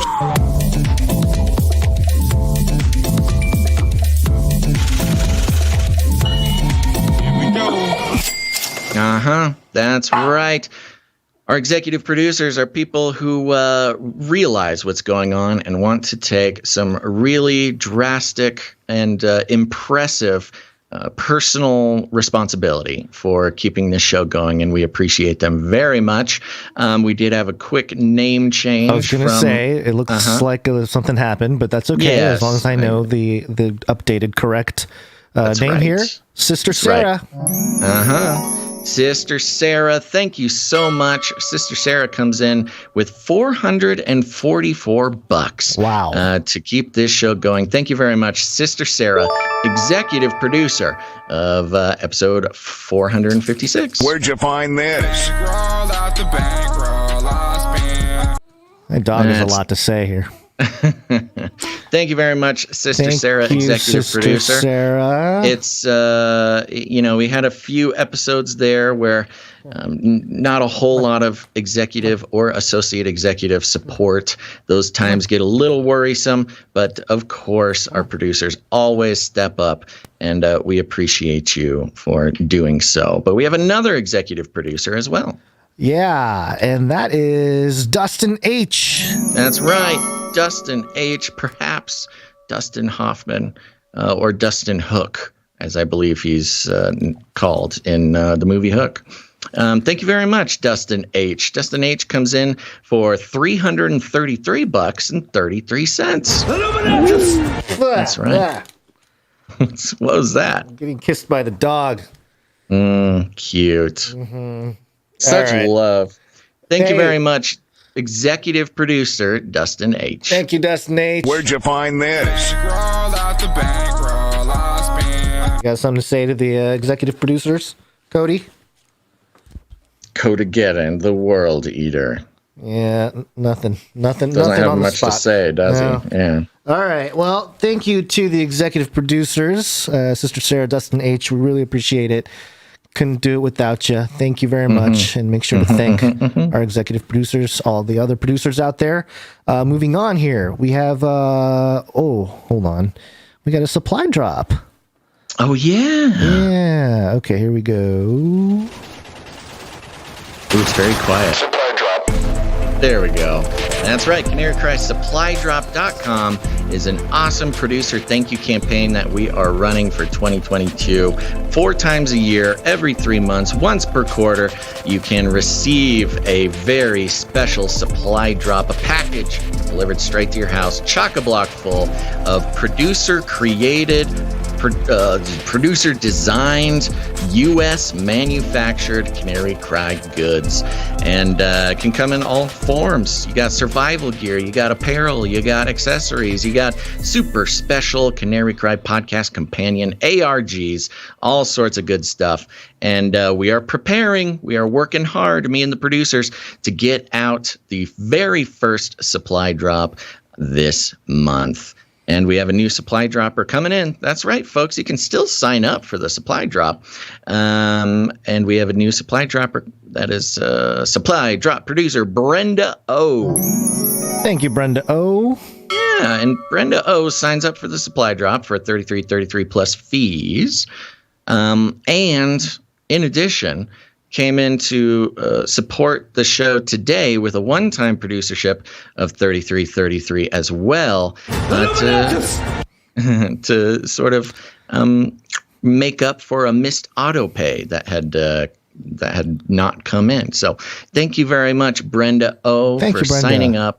And thank you for, doing your part to keep the show going and even making up for little whoopsie daisies by PayPal there. Very cool. Thank you very much. And yeah, I'm still working on the NFT side of things for the supply drop. I think we'll have something ready pretty soon here. So looking forward to that. It's just onboarding a bunch of people that are a part of the supply drop team onto digital wallets, which what's fun about the NFTs, and I think this is something we can have a quick production note right now. Okay.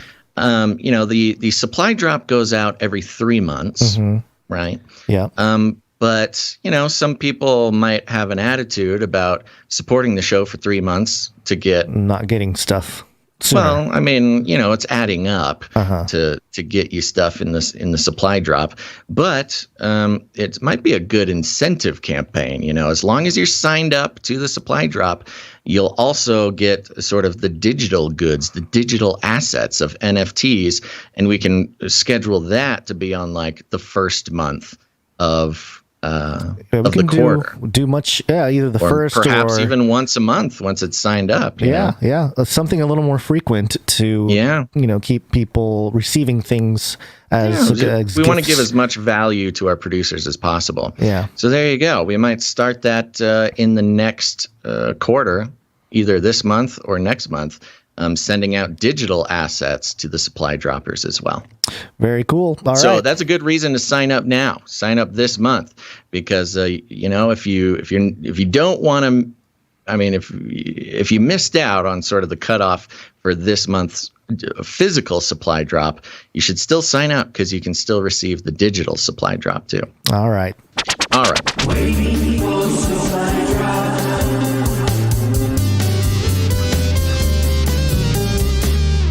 And go to CanaryCry.Supply.com for that. Yes, sir. We got more producers to thank. We got Christine H. Christine H. Yeah, thank you very much. Christine H. comes in.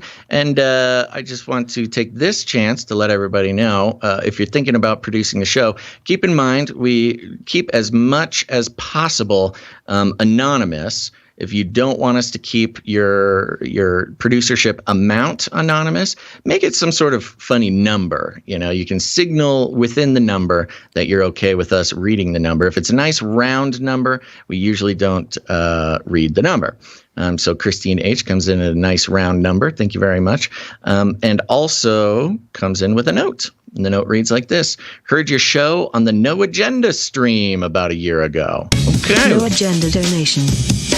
Yeah, we get to play with that jingle. It's fun. It's every once in a while. There you go. Yeah, if you're a No Agenda listener as well, and you support this show, let us know because it's nice to know people are hearing us over there. It's nice to know No Agenda listeners hear us because clearly Adam doesn't. Adam doesn't know who we are. I listen to your podcast frequently. Cool. Keep up the good work, and may God bless you both and your families. Peace to you and all of your listeners. Love, Chrissy Hines from Manchester, New Hampshire. Thank you very much, Chrissy. Thank you, Chrissy. Appreciate it. Yeah. Okay, Chrissy. All right. Thank you very much. Next up, we got Poco Jojo. Poco Jojo is in the house, and Poco Jojo just signed up to the Patreon. So thank you very much, Poco Jojo. Thank you. And there's a note here. Hi, Basil and Gonz. Love the verse with the evil exposer level, and am able to give a little more than required amount. Thank you very much. I am a teacher, but had to walk away. Oh, come on. From the public education system in November, when I figured out my next purpose.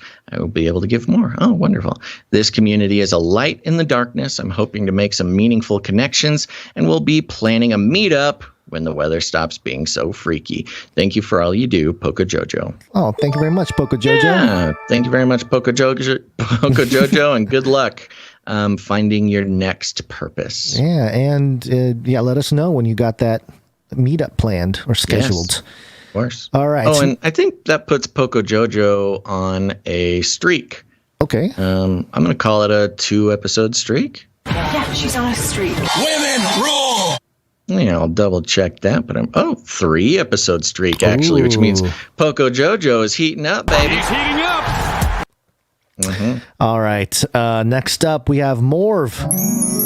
Morv is on a 62-episode streak. This is crazy. I just realized how insane it is that we keep track of streaks of producers, and we have. Why? I don't know.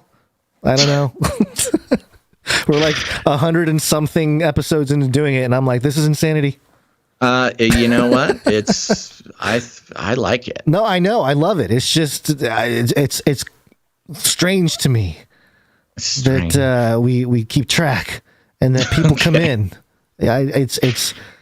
I'm amazed with all you producers. Amazed, I think, is the real term. And producer Morv comes in for 11:11. Thank you very much, Morv. Thank you, Morv. All right. Whoa. Next up, Cloud Surreal. Cloud Surreal comes in for 11:11. And a note here, play the Go Get 'em jingle and sprinkle it with Whispering Biden. Top it off with the Dean Scream. Wow, quite a recipe here for you, Gonz. I've got to say, the celebrity voicemails have become my favorite segment of the show so far. I die from laughter. Thank you, Cloud Surreal. This is the one I didn't prepare. I got the Dean Scream. Yeah.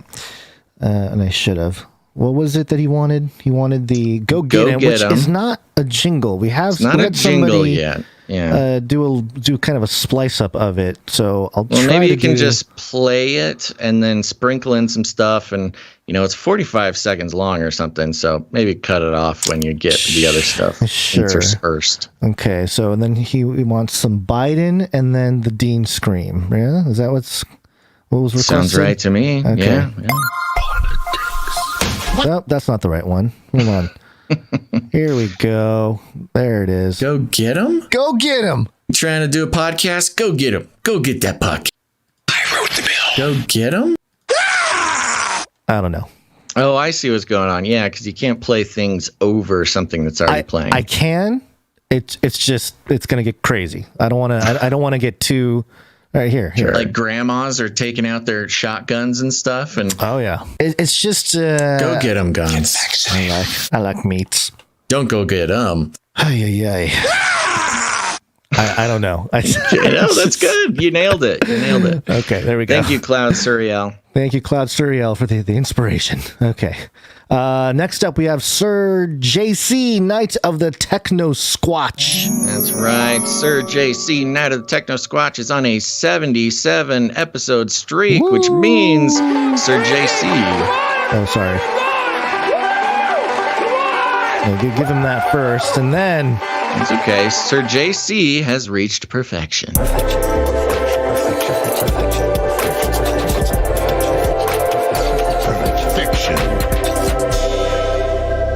Right. JC comes in with 1001. 1001. Amen. And says it is WMD. It is Wednesday, my dudes.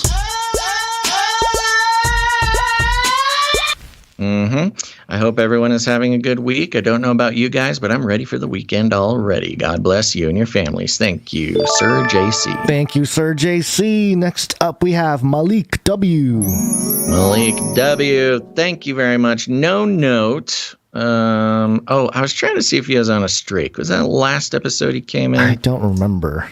I do remember seeing him recently. He was recently, but I don't know. I don't think Thank he you very was, much, but- Malik. Yeah, no note and no streak that I can see, but we appreciate Malik coming in, making it happen, and supporting the show. Yep, appreciate it. We'll get it right if we didn't mess that up next episode. Yeah. Hey, quiet there. All right, next up, we have LX Protocol V2. Producer bot. LX Protocol V2 is in the house and on a 4-episode streak, coming in with 777 plus fees, and says it is Wednesday, my dudes. It is Wednesday, my dudes. I prefer the old jingle. We all need to scream sometimes. I identify as male. That was a question. Yes. What gender is this robot? Corn Pop was a bad dude. Nobody likes you, Booster. Hairy legs. Thanks for all you do. And Corn Pop was a bad dude. What was the other one? Nobody likes you, Booster. Ooh, that's going to be a little bit harder to pull up. Okay. I don't know if I could do those as quickly. Also, hairy legs if you got laying around. Yeah, I got hairy legs laying around, so that one's easy. No worries. Good. Yes, we are making progress on the system of preparing the jingles beforehand. This is another reason why it helps if producers come in, before the show, because we try to line up all these jingles before the show, and if you produce during the show, then we got to find the jingles live, which we're happy to do, but does cause a little bit of extra fun finding and setting them up. Here we go. Okay. And Corn Pop was a bad dude. You know what? Nobody likes you, Booster.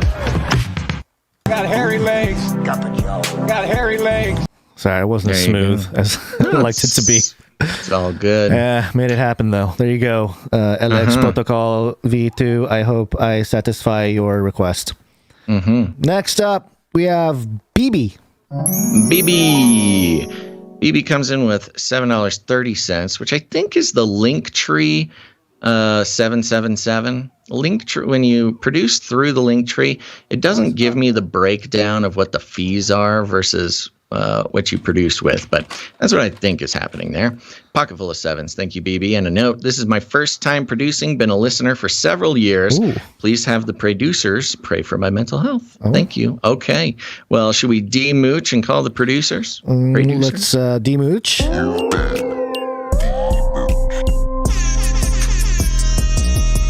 And we will call upon the producers. Producers, assemble!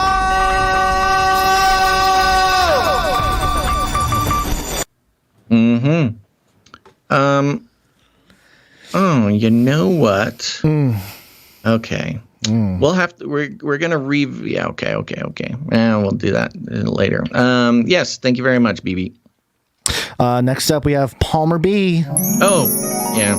Producers, pray for BB's mental health. Yes. Of course. Very important. Okay, next up, Palmer B. Thank you very much on a 31-episode streak. Yeah, she's on a streak. Women rule! 777 and a note. Yeehaw, my dudes. It's Wednesday. Love the new ooh-woo jingle. I also feel like now we need fan art of Basil with his canary parents. Okay. Well, let's give her that ooh-woo jingle. Leave a rating and review, and Basil will Ooh.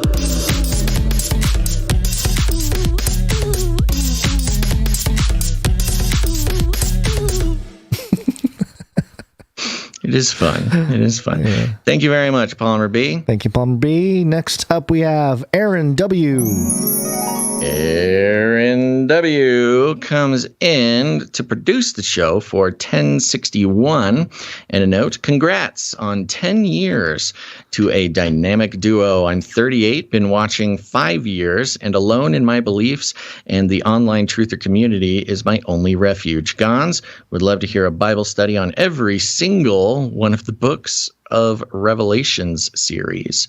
LOL. I see what he's doing there. He's getting you. He's razzing you. Yeah, he's making me angry. Thank you very much, Aaron. Come after you, wouldn't man. like Gonz when he's angry. Basil gets angry emails when Gonz gets angry. Yeah. Yeah, thank you very much, Aaron W. Thank you, Aaron W. And thanks for the reminder. Our it's coming up. 10-year anniversary. Oh, it's next Wednesday. Is it next It's Wednesday? show day. Have we fully concluded that it's the 16th? It's on the Canary Cry calendar. Okay, there you go. Yeah, March 16th will be our 10-year anniversary podcasting, Gonz. 459, episode 459. Episode 459, yeah. Oh, man. I was going to say we should plan something cool, but we're going to leave it to the last second, and we're not going to get it done. So maybe the producers can think of something cool to do for episode 498. That's our official 10-year anniversary podcasting. Wow, that's insane. Mm-hmm. All right. Thank you very much to Aaron W. there. Next up, we have Sir Scott, Knight of Truth. Sir Scott, Knight of Truth is on a 117 episode streak. Oh, yeah! Man, thank you so much.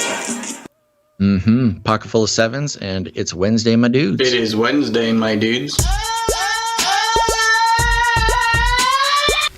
Mm-hmm. Thank you very much. And then we got Isaac G. Isaac G comes in for a 798 and a note. It's Wednesday, and down with the old jingle. Give us more banjo. Hey guys, know what day it is? It's Wednesday. It's time for the CanaryCry News Talk. Uh-huh.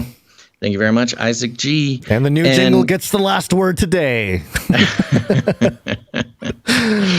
Okay, just double checking. Yes. Okay, and that concludes our list of producers who came in the amount of 777 or more, which entitles them to have a note read on the show. But we got a few more producers to thank who came in under the cutoff, starting with Sir James, Knight and Servant of the Lion of Judah, on a 62 episode streak.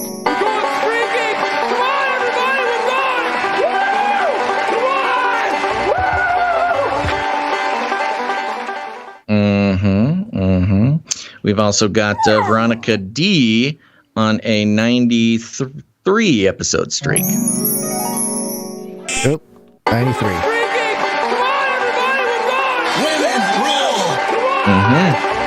Thank you, Veronica D. Thank you, Sir James. Sorry, didn't thank you out loud there. That's okay. Yeah. Thank you, Jody P. coming in. Jody P. Thank you very much. Thank you, Jackie U. on a 34 episode streak. Jackie U. Thank you. Yeah, she's on a streak. Hey.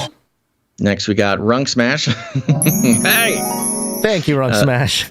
Hey, thank you, Runk Smash, on a 6 episode streak, which means Runk Smash is on fire. Then we got Sir Casey the Shield Knight on a 127 episode streak. Thank you, Sir Casey the Shield Knight. That's right. Hey, Tweaker! Oh, yeah! Man, thank you so much. We've got Doctor Who Done That on a 63 episode streak. Thank you, Doctor Who Done That. And we've got Gail M on a 93 episode streak. Gail M. Thank you.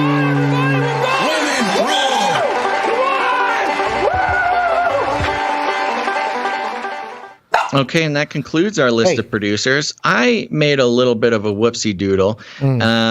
this is totally my fault. I forgot, or I didn't see, rather, that we had a note from our executive producer, Sister Sarah. Oh, okay. Yeah, we better read that.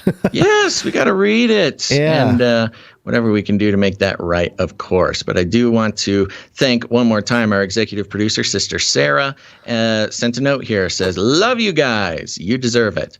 I'm saving up for Bible school, but it seems pretty important to get it to you. Wow. Thank you. Wow. The giving shouldn't lessen in times like this. It should increase. Wow, what a great attitude there. Yes, that is that sort of kingdom economics. Yeah. When times get tough or times get weird or uncertain, the executive producership specifically tends to get a little bit less consistent. But that's some worldly thinking. So thank you for that kingdom thinking there, Sister Sarah. Different kingdom, different economy, Anyway, I definitely qualify to be a dame. Ooh. Oh my gosh. However, I'd like to ask if I can, quote, identify as a knight. I mean, it's fine with me. Yeah. I would love to hear what you have in mind about that, Sister Sarah. And I got this PayPal card just so I can start a streak. Oh, that's fun. Quote, yeah, she's going to be on a streak. LOL. Oh, wait. Jingles. I want 3 of my favorite jingles. Okay. You pick. Make them good, Gonz. We don't know what your favorite jingles are. Wait. So she wants us to pick her favorite jingles? She wants, I think, us to know. I think maybe she's saying all of the jingles are her favorite jingles. Okay. And so we get to pick them. Okay. Yeah. Why don't you give us a collection, a primo top shelf collection of some of Sister Sarah's favorite jingles. It's some science, baby! Ha! A new world order made by the aliens. You're under arrest for crimes against science. Epstein didn't kill himself. But as the days of Noah were, so shall also the coming of the Son of Man be. Never do it, Slim Jim! Wow, this is like a six-pack. Well, Sister some Sarah throwbacks there too. The Macho Man is a jingle, a ISO that I played for no reason. Like I remember when I first got the jingle board, I was like, "Yeah, you know what else? Never do it, Slim Jim." Like no context whatsoever. Yeah, those are the old days. Those were good times. Good times. But luckily, we're so professional now. Thank you very much again, executive producer Sister Sarah. Thank you, Sister Wonderful Sarah. note. Apologies, I missed it at the top of the break here. It's okay. But we are very impressed, affected, grateful, and blessed that you've chosen to support the show. And yeah, send me an email about your night name, and we're happy to do whatever you want. Yep. Well, we should thank the producers. I think that's it. Let's thank everybody for their patronage. Take my money. Thank you for your patronage. Thank you for your patronage. Thank you for your patronage. That's right. And this is where we usually play voice messages. Yeah. Let's hear the jingle. Please leave a message after the tone. At the tone, please record your message. Leave a message. Beep. Message. For the first week since we introduced the voice messages, no voice messages. So if you want to leave us one, head on over to CanaryCry.Newstalk.com. On the right-hand side of the page, there's a green tab. Click on that green tab, and you can leave us a message right on your browser. Super easy. You could do all sorts of things. You can give a shout-out to a listener, thank a producer, leave your own Canary Cry News Talk report, or, if you're some sort of celebrity that wants to weigh in on the show in any capacity, feel free to do that.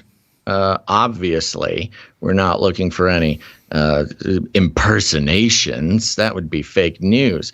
But we've had the actual Sam Elliott, the actual Liam Neeson, the actual Donald Trump, and more call in. And that's what we're looking for here. So, yeah, go do that. Leave a message whenever you want. Yep. Okay. Well, we better wake up. We are slowly slipping behind a schedule. So let's go ahead and wake up, and then we'll let the YouTubers know. This is your warning. This is your 30-second warning, YouTubers. You're going to need to find another location to catch the second half of the show. But let's wake up first. Yes, it's wake up time. Hey, y'all, wake up. There you go. Okay, YouTube, find another place to be. We're going to get into some content next that is too hot for YouTube. So go to CanaryCry.Party, find a different location, and tune back in. Let's hit them with that goodbye jingle.